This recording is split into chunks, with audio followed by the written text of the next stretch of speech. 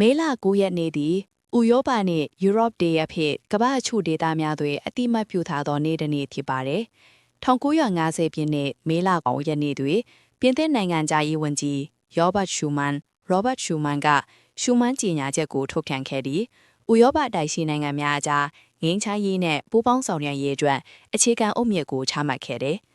ဒုတိယကမ္ဘာစစ်၏ပြင်းထန်သောအဖျက်အဆီးများပြပုံပွားရောက်ခဲ့ရသောမြို့ကြီးများ၏အမတ်တရားများလက်ဆက်နေခြင်းတွင်ဤကြေညာချက်သည်စီးပွားရေးပူးပေါင်းဆောင်ရွက်မှုမှတစ်ဆင့်နိုင်ငံများအကြားပဋိပက္ခများကိုအပိတိုင်ရှုံးရရန်ရည်ရွယ်ခဲ့သည်။ဤသည်မှာယနေ့ခေတ်ဥရောပသမဂ္ဂ EU ၏ပထမဆုံးခြေလှမ်းဖြစ်ခဲ့ပြီးမျော်လင့်ချက်အသစ်များ၏ပဲ့တင်သံတရက်ဖြစ်ခဲ့ပါသည်။ကျမတို့စဉ်းစားကြည့်ပါ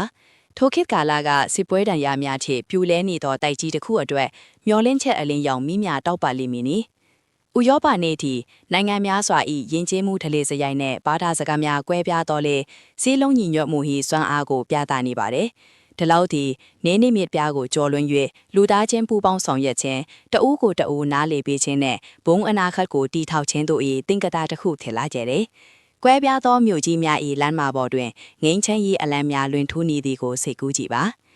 ယနေ့ခေတ်တွင်ဥရောပနေ့သည်ငိမ့်ချမ်းရေးဒီမိုကရေစီနှင့်ပူးပေါင်းဆောင်ရွက်ရေးတို့၏တန်ဖိုးများကိုပြန်လည်အမှတ်ရစေတယ်။နိုင်ငံတကာဆက်ဆံရေးများရှုပ်ထွေးလာလေသည့်ကမ္ဘာကြီးတွင်ဤနေ့သည်ကျမတို့ကိုကွဲပြားမှုများကြားစီလုံးခြင်း၏အရေးပေါ်ကိုပြည့်သိပေးနေပါသည်။ထိုနေ့ကရှူမန်၏ရေးလင့်သောအမြင်သည်မျိုးဆက်ပေါင်းများစွာအတွက်ငိမ့်ချမ်းရေးနှင့်တာယာဘဝရေးကိုဆောင်ရွက်ခဲ့ပြီးယနေ့တိုင်အနာဂတ်အတွက်လိုင်းပြချေတဆင်တစ်ဖွဲ့တည်ရှိနေဆဲဖြစ်ပါသည်။